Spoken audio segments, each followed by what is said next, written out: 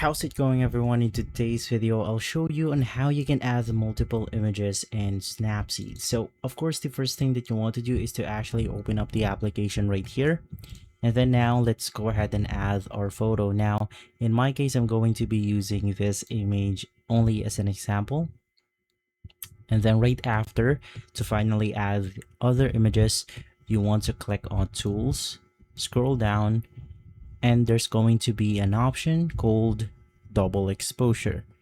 Click on it, click on this add image button, and then now you want to finally add your second image. So in my case I'm going to be adding this images right here.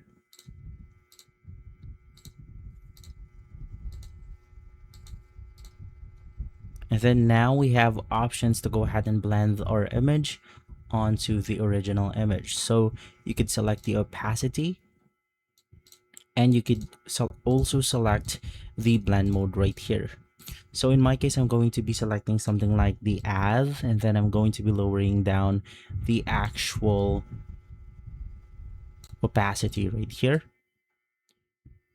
And then now we have successfully added an image onto Snapseed. Of course you could keep doing this multiple times.